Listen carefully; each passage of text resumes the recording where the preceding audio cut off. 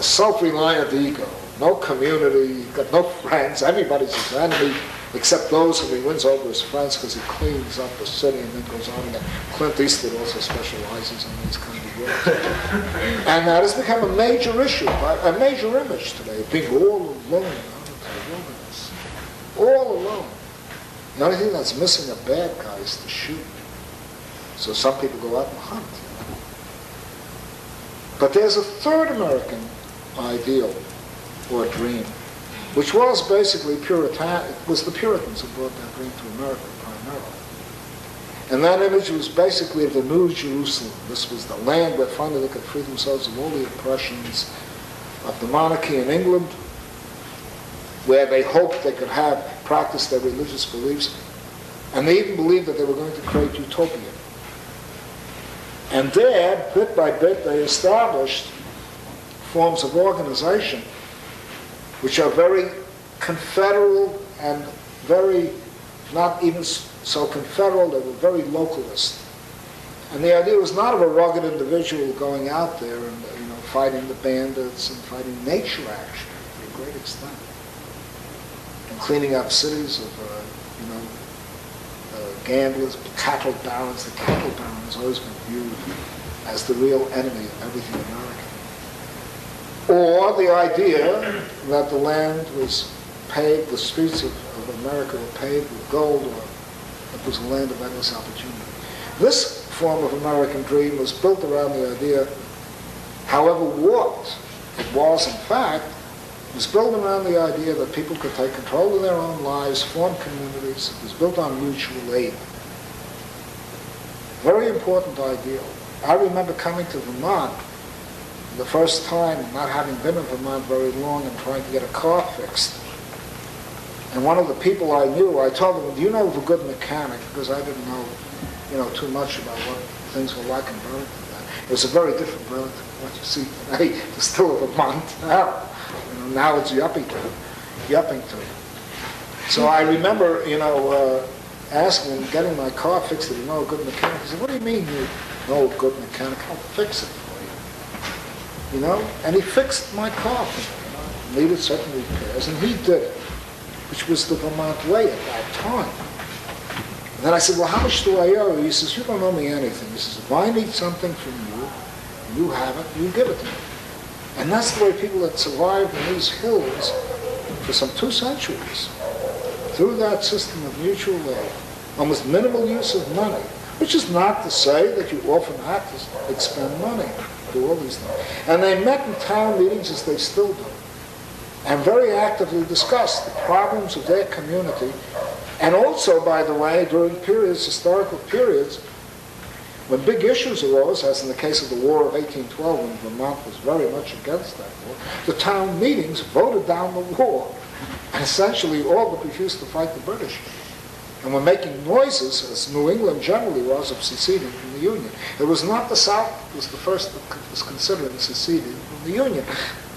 It was the Northeast, New England, that thought of seceding from the Union because they had all kinds of commercial connections with the British. And in Burlington, particularly, that was a major port of entry from Canada into the rest of the United States. So tremendous river traffic and lake traffic that went on over there. And they didn't want to fight the British at all. During this period leading to the Civil War, Vermont had abolished slavery in 1777. I don't know if you know that. And introduced universal manhood suffrage. Manhood, admittedly, women were not given the vote, but without any property qualifications. And finally, also declared that a professional army is illegal because it is a danger to liberty. Therefore, all people should be armed in defense of themselves and in defense of the Commonwealth of Vermont. This is reality. And they also were given the right to overthrow the government by force of arms if they didn't like that. That still is in the Constitution.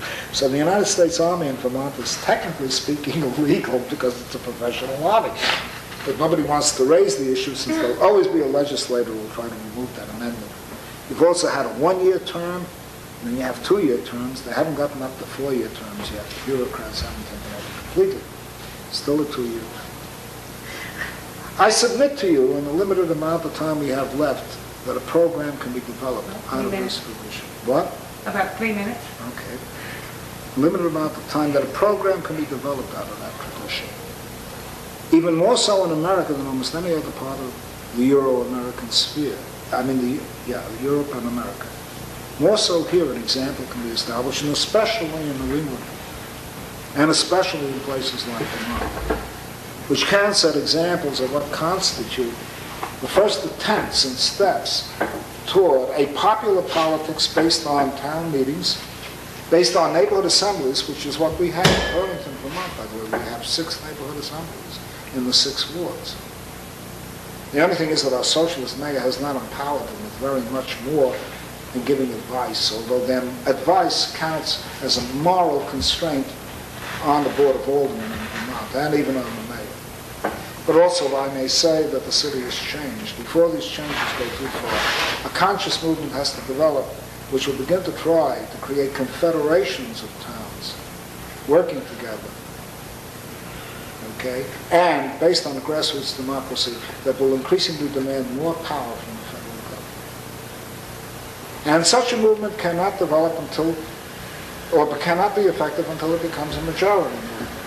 You can't have these minoritarian movements in which a political party with a general staff sitting up there in Petrograd, 1917, plots out the revolution behind the backs of everybody and decides to seize power and manipulates all kinds of forces. This is a public movement.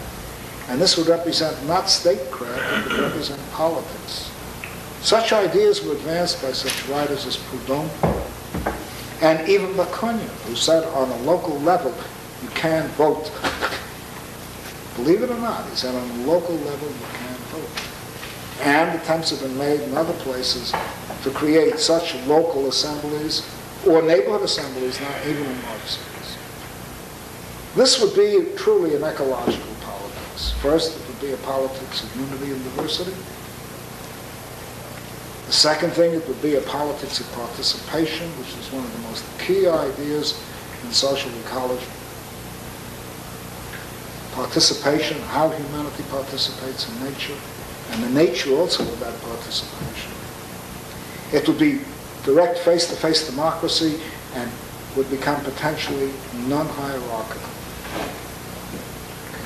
And it is the nearest thing I can think of to an answer to the end of the revolutionary era and its insurrection. But it would be truly revolutionary.